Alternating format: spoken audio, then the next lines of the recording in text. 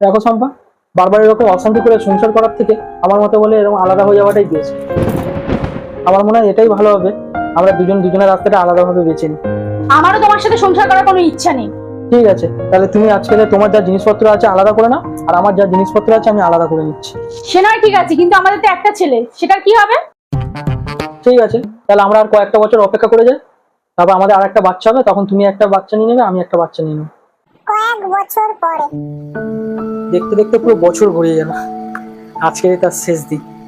শুধু হসপিটাল থেকে আবার খবর এলেই হয়, ডাক্তারবাবু ফোন করবে, ব্যাস, তারপর ওর মতো আলাদা সেফ সাইড, আর আমিও আমার মতো সেফ সাইড। আবার কি ফোন করলো?